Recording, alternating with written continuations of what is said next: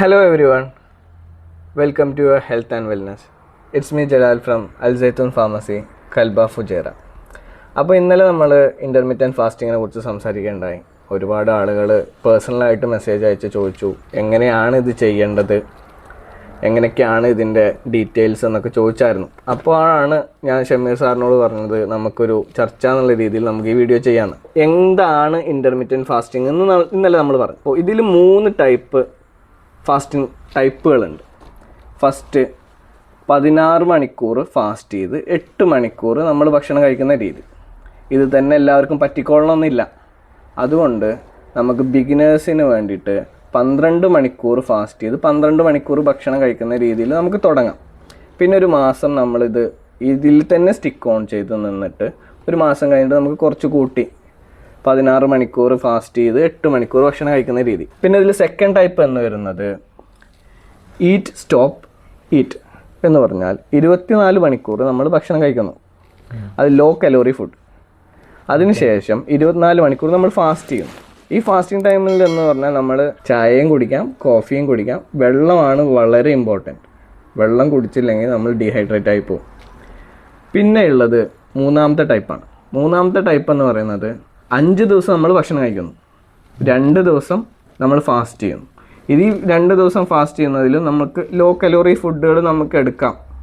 Law calorie എന്ന് പറയുമ്പോൾ ഈ കോഫി, ചായ, പാലില്ലാത്ത ചായ കുടിക്കണം കേട്ടോ. പാലിൽ കലോറി ഉണ്ട്, കൂടുതലാണ്. 20 kgക്ക് 1 ലിറ്റർ വെള്ളം എന്നുള്ള രീതിയിൽ നമ്മൾ വെള്ളം കുടിക്കും. അപ്പോൾ ഞാൻ 70 കിലോ ഉണ്ട്. ചുരുങ്ങിയത് 3 ലിറ്റർ കുടിക്കണം. അതെ, ചുരുങ്ങിയത് 3 ലിറ്റർ വെള്ളമെങ്കിലും കുടിക്കണം. അപ്പോൾ ഇതിൻ്റെ കൂടുതൽ ഡീറ്റെയിൽസ്, എന്തൊക്കെ ഗുണങ്ങളാണ് നമ്മുടെ ശരീരത്തിനുള്ളത്, എന്തൊക്കെ അസുഖങ്ങൾ പ്രിവെൻറ്റ് ചെയ്യും, പിന്നെ എന്തൊക്കെ മുൻകരുതലുകളാണ് നമ്മൾ ഈ ഫാസ്റ്റിംഗ് ചെയ്യുമ്പോൾ എടുക്കേണ്ടത് എന്നുള്ളതിനെക്കുറിച്ച് സമീർ സാർ പറയും. കുട്ടികളും ഗർഭിണികളും ഇതെടുക്കുന്നത് അത്ര ഒരു സൂട്ടായ കാര്യമല്ല. അല്ല അവർക്ക് നല്ല തടിയുണ്ട്, ബെല്ലി ഫാറ്റ് കുറക്കണം എന്നൊക്കെ പറഞ്ഞിട്ട് അത് അവരെടുക്കണ്ട. അതൊരു ശരിയായ മെത്തേഡല്ല. കാരണം ഒരുപാട് അതിന് സൈഡ് എഫക്റ്റുകളും പ്രശ്നങ്ങളും ഉണ്ടാവും. അതുപോലെ തന്നെ പ്രായം കൂടിയ ആൾക്കാർ, പിന്നെ എടുക്കാൻ പറ്റുന്ന ആൾക്കാരെന്ന് പറഞ്ഞാൽ ഷുഗർ പേഷ്യൻസ് എടുക്കാം. അവർക്ക് ഡോക്ടറെ കൺസൾട്ട് ചെയ്യണം. കാരണം അവർ മെഡിസിൻസിൻ്റെ ഡോസേജ് ഒക്കെ അറേഞ്ച് ചെയ്തിട്ട് വേണം അത് ഈ ഫാസ്റ്റിംഗ് എടുക്കാൻ. അപ്പോൾ തീർച്ചയായിട്ടും ഒരു ഡോക്ടറെ കൺസൾട്ടേഷൻ എന്തായാലും നിർബന്ധമാണ്. ന്യൂട്രീഷൻ അല്ലെങ്കിൽ ഒരു ഡയറ്റീഷ്യൻ്റെ കൺസൾട്ടേഷൻ ത്രൂ മാത്രമേ ഇങ്ങനത്തെ ഫാസ്റ്റിംഗ് അല്ലെങ്കിൽ ഡയറ്റ് പ്ലാനിലോട്ട് നമ്മൾ ഷുഗർ പേഷ്യൻസ് ആവുമ്പോൾ ചെയ്യാൻ പാടുള്ളൂ. അതെ. അത് നോർമലി ഇപ്പോൾ നമ്മളെപ്പോലത്തെ ആൾക്കാർക്ക് ഇപ്പോൾ തടി കുറക്കണം അല്ലെങ്കിൽ കൊളസ്ട്രോൾ കുറക്കണം, അങ്ങനത്തെ ഒക്കെ ആൾക്കാർക്കാണെങ്കിൽ ഇത് വളരെ എഫക്റ്റീവ് ആയിട്ടുള്ള മെത്തേഡാണ്. നിങ്ങൾ ഫസ്റ്റ് പറഞ്ഞ മെത്തേഡ് 16 മണിക്കൂർ ഫാസ്റ്റിംഗ്, 8 മണിക്കൂർ ഭക്ഷണം കഴിക്കുന്ന രീതിയിൽ, അത് വളരെ എഫക്റ്റീവ് ആയിട്ടുള്ള കാര്യമാണ്. ആ 8 മണിക്കൂറിൽ ലോ കലോറി ഫുഡുകൾ കഴിക്കുക. അതെ.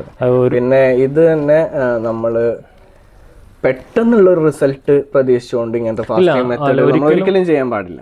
ഒരിക്കലും ഇത് മാസത്തിൽ 1 to 2 kg മാത്രമേ ഇതിൻ്റെ വെയിറ്റ് റെഡ്യൂസ് ഉണ്ടാവുള്ളൂ. പക്ഷെ നമ്മളിത് ലോങ് ടേം ആയിട്ട് ചെയ്യാൻ പറ്റുന്ന കാര്യമാണ്, എല്ലാവർക്കും ചെയ്യാൻ പറ്റുന്ന കാര്യമായതുകൊണ്ട് നമുക്കിത് ലോങ് ടേം ആയിട്ട് ഒരു ഡയറ്റ് പ്ലാൻ ആയിട്ട് കൊണ്ടുപോകാം. കാരണം എന്താ വെച്ചാൽ ഡയറ്റ് പ്ലാനിൽ നമ്മൾ ആലോചിക്കേണ്ടത് എന്ത് കഴിക്കണം, എത്ര കഴിക്കണം എന്നാണ്. പക്ഷെ ഇവിടെ നമുക്ക് അത് ആലോചിക്കേണ്ട കാര്യമില്ല. എന്തും കഴിക്കാം, പക്ഷേ എപ്പം കഴിക്കണം എന്ന് മാത്രം ആലോചിച്ചാൽ മതി. ഇപ്പോഴത്തെ കാലഘട്ടത്തിൽ നമ്മൾ എപ്പോഴും ഭക്ഷണം കഴിച്ചുകൊണ്ടിരിക്കുകയാണ്.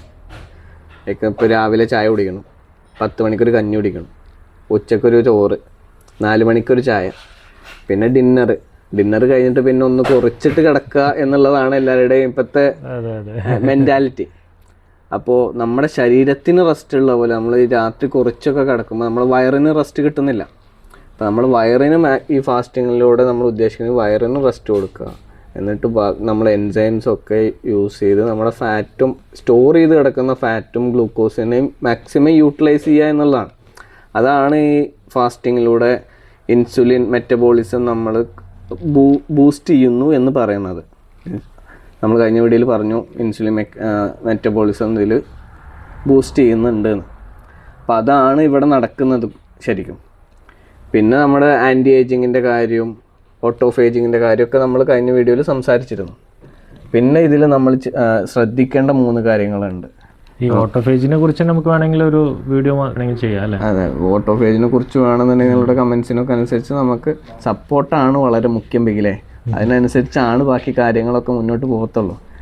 അപ്പോൾ ഇതിൽ 3 മിസ്റ്റേക്കുകൾ നമ്മൾ ഈ ഫാസ്റ്റിങ്ങിൻ്റെ സമയത്ത് ശ്രദ്ധിക്കേണ്ടതുണ്ട്. ഇപ്പോൾ നമ്മൾ 24 മണിക്കൂർ ഫാസ്റ്റ് ചെയ്തു, ഇപ്പോൾ ഈറ്റ് സ്റ്റോപ്പ് ഈറ്റാണ് നമ്മളെ ഒരു എക്സാമ്പിളായിട്ട് എടുക്കുക. ഇപ്പോൾ 24 മണിക്കൂർ ഫാസ്റ്റ് ചെയ്തു, അപ്പോൾ 24 മണിക്കൂറുണ്ട്. അപ്പോൾ രാവിലെ തന്നെ ഇഡ്ലിമ തുടങ്ങി 4 ബിരിയാണിയിൽ അവസാനിക്കുന്ന പരിപാടി അത് ഒഴിവാക്കുക മാക്സിമം. രാത്രിയിലൊരു ബ്രോസ്റ്റും, രാത്രി ബ്രോസ്റ്റ്, അത് ഒഴിവാക്കുക മാക്സിമം. നമ്മൾ ലോ കലോറി ഫുഡിൽ കഴിക്കുക, ഫുഡുകൾ ഏറ്റവും കൂടുതലായിട്ട് കഴിക്കുക. പിന്നെ ഫൈബർ കണ്ടൻസ് ഉള്ളത് കൂടുതൽ കഴിക്കുക.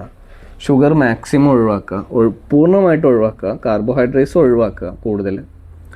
ഈ പ്രോട്ടീന് ഫൈബേഴ്സ് ഒക്കെ ഉള്ള ഭക്ഷണം കഴിക്കുക. പിന്നെ ഡയറി പ്രൊഡക്ട്സ് കഴിക്കുക.